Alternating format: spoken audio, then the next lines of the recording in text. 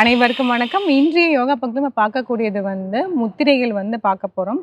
அத urinary incontinence அதுக்காக பார்த்துட்டு இருக்கோம். நம்ம கடந்த 2 பகுதியில ஆ ஆசனங்கள் பார்த்துட்டு இருந்தோம். ஒரு முத்திரையை பார்த்துட்டு இருந்தோம். இந்த பகுதி 3ல 2 முத்திரைகள் பார்க்க போறோம். ஏன் நம்ம இந்த இத்தனை பகுதிகள் போடுறோம்னா, இது ரொம்பவே முக்கியமான ஒரு இதுவா வந்துருது. ஆண்கள் ஆகட்டும், பெண்கள் ஆகட்டும், இல்ல பெரியவர்கள் ஆகட்டும், இல்ல நடுத்தர வயதுக்காகட்டும் எல்லாருமே இந்த ப்ராப்ளம ஃபேஸ் பண்றாங்க. ஸோ அவங்களுக்காக நம்ம இத பண்றோம்.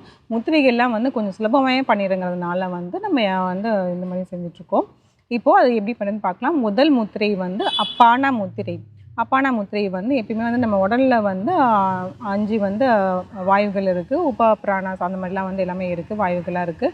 அதில் முக்கியமானது பார்த்தீங்கன்னா அப்பானா முத்ரா. அப்பானா முத்ராங்கிறது நம்மளை இந்த கீழே இந்த லோவர் எக்ஸ்ட்ரிமிட்டிஸ்க்காக இது பண்ணுறது, கீழ் நோக்கி போகக்கூடிய அப்பானா வாயு முத்திரை.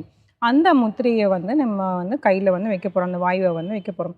இப்போ இந்த கைகளில் எப்படி வைக்கிறோம்னா, இதில் மோதிர விரல், நடுவிரல், அதுக்கப்புறம் கட்டை விரல், இந்த 3த்தையுமே நம்ம இப்படி சேர்த்து இப்படி வைக்க போகிறோம்.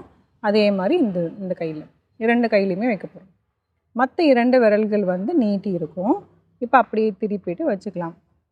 எந்த ஆசனங்கள் வேணாலும் இருக்கலாம். அப்படி இல்லைன்னா நாற்காலியில் உட்காந்துக்கலாம், படுத்துட்டும் செய்யலாம். இல்லை நம்ம ட்ராவல் பண்ணுறோம், பஸ்லேயோ கார்லேயோ நம்ம ட்ராவல் பண்ணோம்னா இது வச்சுக்கலாம்.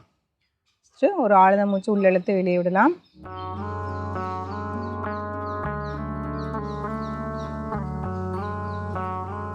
அப்படியே சில வினாடிகள் கொஞ்சம் இதமாக நம்ம அழுத்தம் கொடுக்க போகிறோம். லைட்டாக அழுத்தம் கொடுத்தா போதும். அப்படியே நம்ம மூச்சை கவனிச்சுட்டு இருக்கலாம்.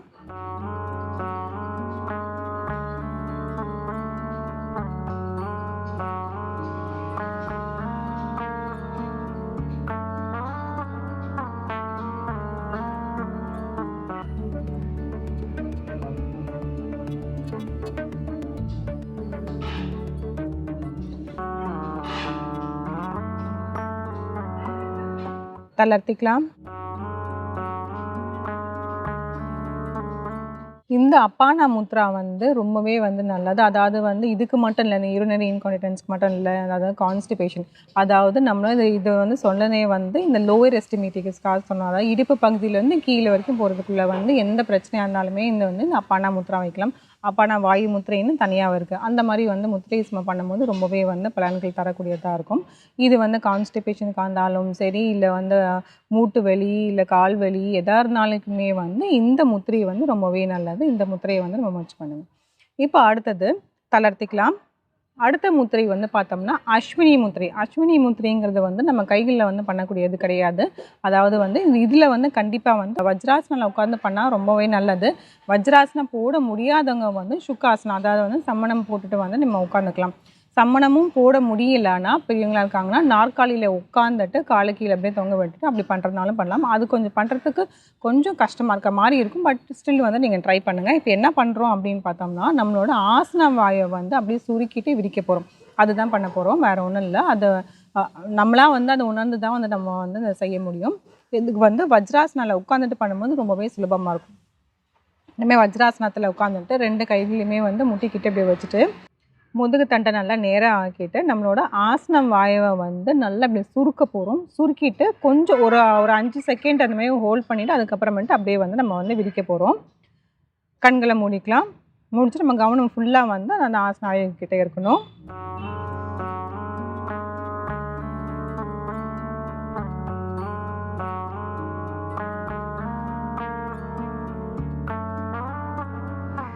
தளர்த்திக்கலாம். அந்த ஹோல்ட் பண்ணுறது ஒரு 5 செகண்ட் மட்டும் ஹோல்ட் பண்ணால் போதும் ஃபஸ்ட்டு. அதுக்கப்புறமேட்டு நம்ம கிராஜுவலாக இன்க்ரீஸ் பண்ணி ஒரு 7லேருந்து 10 செகண்ட் 10 செகண்ட் வரைக்கும் போதும். அதுக்கு மேலே போக வேண்டாம். இது பண்ணும்போது இன்னொரு வேறு மாதிரி பண்ணலாம். அது எப்படின்னா, மூச்சை இழுத்துக்கிட்டே நல்லா அந்த ஆசன வாயுவை அப்படியே சுருக்கிட்டு அதுக்கப்புறம் ஒரு 5 செகண்ட் ஹோல்ட் பண்ணிவிட்டு மூச்சு விடும் போதே அப்படியே நம்ம ரிலாக்ஸ் பண்ணலாம். இந்த மாதிரி மூச்சு பயிற்சியோடு சேர்த்து பண்ணும்போது இன்னும் பலன்கள் ஜாஸ்தியாகும். கரெக்டாக பார்த்தோம்னா நம்மளோட அந்த இடங்கள் ஃபுல்லாக எல்லாமே நல்லா இருக்கப்பட்டு இந்த யூரினரி இன்கான்டினன்ஸில் இருந்து இந்த குறையை அப்படியே நம்ம நீக்கலாம். மறுபடியும் பண்ணலாம். மூச்சை இழுத்துட்டே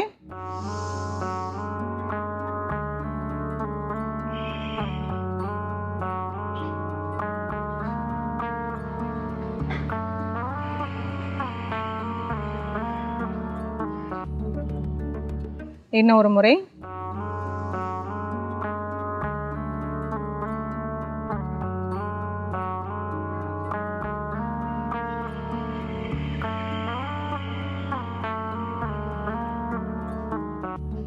தளர்த்திக்கலாம்.